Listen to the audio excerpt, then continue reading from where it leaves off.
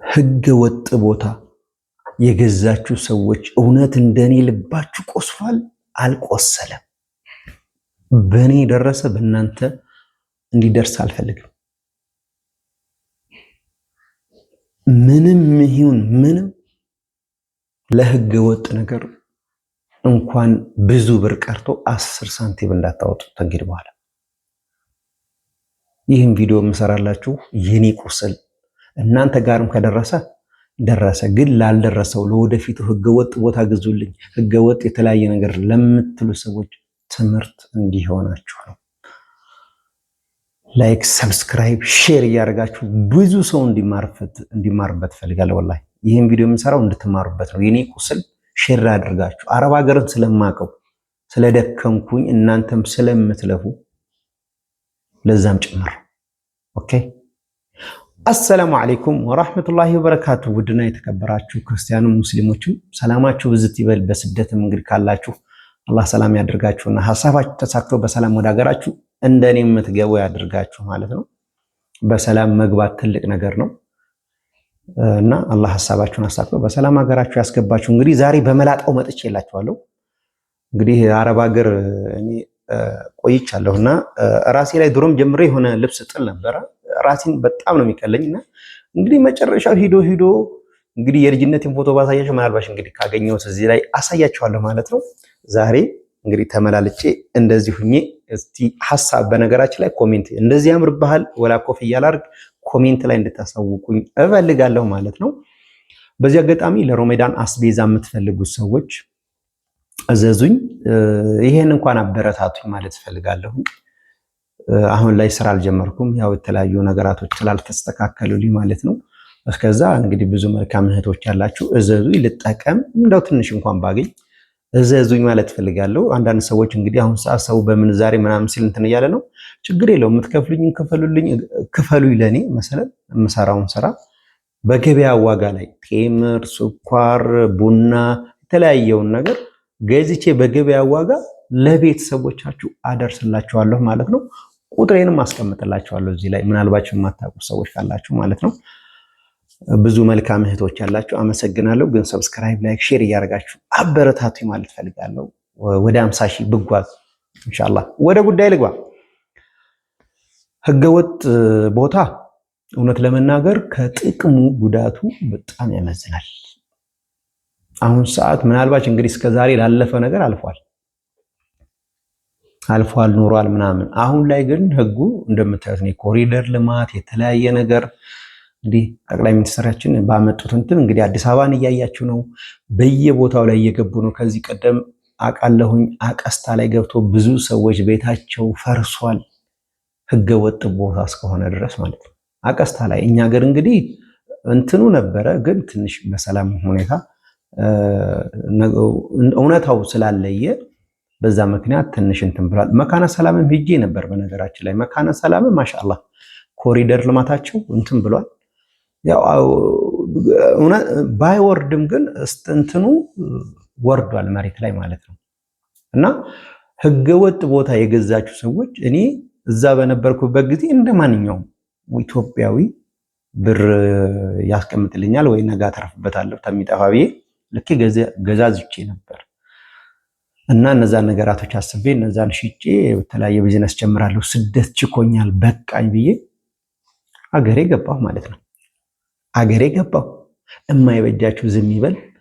ረግ እስኪ ይሄንን ቦታ እንግዲህ የሚገርማችሁ ወይን ወደ ውስጥ አይደለም መስመር ላይ የሆነ ወላሂ ስታዩት በቃ ስራ መስራት የምትችሉበት ምንም እንትን የምትሉበት ነገር ነው። አረ እንደዚህ እንደትገዙኝ ቦታ ያልጠየኩት አሻሻጭ የለም፣ ያልነገርኩት ሰው የለም። ምን የሚሉት ነው እንደዚህ ዝም ቄሱም ዝም መጽሐፉም ዝም አላሉ የሚባለው እውነታ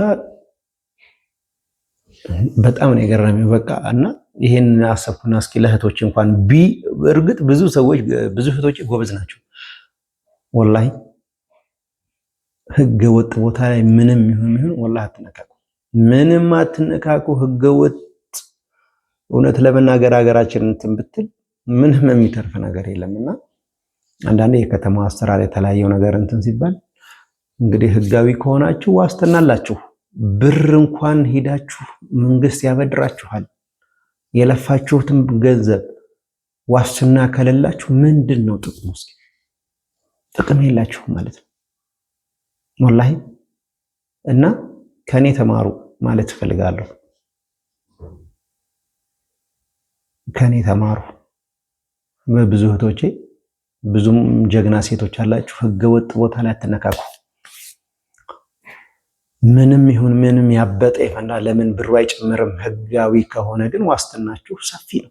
ምንም ኮራ ዘና ቀብረር ጀነን ብላችሁ መንግስት ባንክ ቤት ብትሉ ታበደራላችሁ። ልሽጥ ብትሉ ሰከንዳት ቆዩ። ምርጥ ቤት ከሰራችሁ ምርጥ ነገር ከያዛችሁ ምንም ይሁን ምንም ህጋዊ ከሆነ ዋስትናችሁ 100% ነው። ህገወጥሳ አልቀሳችሁ ማይሸጥ። ምክንያቱም ህገወጥ ነው። ነገ ምን መቶ ምን እንደሚደረግ አይታወቅም። ምንም ነገር ማድረግ አይቻልም። መንግስት ከመጣ ደግሞ እንኳን ለኛ ሀገር ተለያየ ነገር ለአዲስ አበባ እንትን ነው። ምክንያቱም ይሄ የእንትን ጉዳይ ነው። ስለዚህ ምናልባት እንግዲህ አረብ ሀገር ታውቃላችሁ አይደለ? የሚሰራው እያንዳንዷ በፕላን ነው ለወደፊቱ። ምናልባት እነሱ እንኳን ለልጅ ልጅ የሚሆነውን ስትራቴጂ አስበው ነው የሚኖሩት አረብ ሀገሮች ማለት ነው።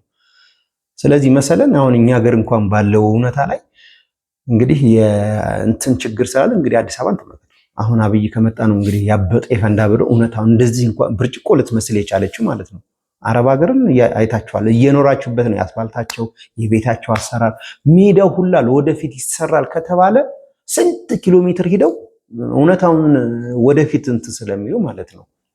እና ያ ነገር ስላለ ሀገራችንም አሁን ያለችበት እንትን እንግዲህ አላህ ሰላም ያደርግልን እና ምናልባት እንግዲህ ወደፊት እንደዛ ይሆናል ብለን እናስባለን።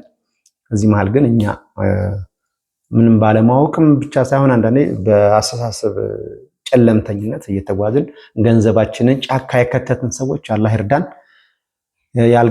ያላስገባችሁም ሰዎች ተጠንቀቁ ማለት እንፈልጋለን። ግን ላይክ ሰብስክራይብ እያደረጋችሁ ነው እምታዩኝ። ይህ ለእናንተ ምክሬ ነው። የኔ ቁስል እናንተም ስደትን ኑረንበታል፣ አይተነዋል፣ ቆይተንበታል፣ ለፍተንበታል፣ ደክመንበታል፣ ራሴን መልጬበታለሁና እናንተም ብዙ ነገር ሆናችሁበታል፣ በሽተኛ ሆናችሁበታል። ብዙ ነገር ጉልበታችሁን፣ ላባችሁን፣ ብዙ ነገራችሁ 24 ሰዓት ተገትራችኋል ብዬ ስላሰብኩ ህገወጥ ቦታ አትነካኩ።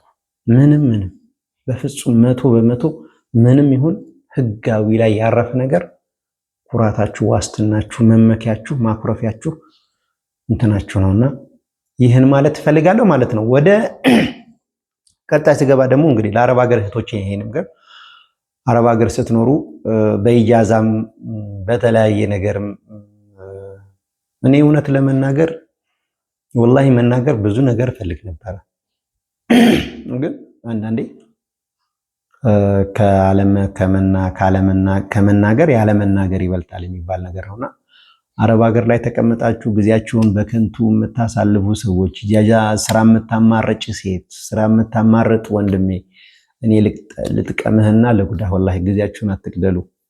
ምንም ይሁን ምንም እየሰራችሁ ገንዘባችሁን ሴፍ አድርጉ። በየጊዜው እየሄዳችሁ እጃዛችሁን እያከበራችሁ እንትን የምትሉት ሰዎች ራሳችሁን ጠብቁ። አረብ ሀገር ወጣችኋል፣ ጊዜያችሁን አትግደሉ። ወላሂ የወጣችሁት ለስራ ነው። ሰራ አድርጋችሁ ገንዘባችሁን ቋጠር አድርጋችሁ ትለወጣላችሁ። አረብ ሀገር ግን ስንሄድ በቃ ነገራቶቹን እንረሳና በቃ ሌላ ጉዳይ እንሆንና ልጅ ይመጣል፣ ትዳር ይፈጠራል፣ ከዛም ልጅ ይፈጠራል። በቃ ውሃ ቅዳ ውሃ መልስ ነው። ውሃ ቅዳ ውሃ መልስ፣ ውሃ ቅዳ ውሃ መልስ ይሆናልና እንደው ጊዜያችሁን በረሃ ላይ ያላችሁም ይሄን ቪዲዮ ለብሶ ሼር አድርጉት። በረሃ ላይ ያላችሁም እባካችሁ ሰራ አድርጋችሁ በየጊዜው እየሄዳችሁ ኢጃዛ እያከበራችሁ አንቺም ቢሆን ስራ እንስራ።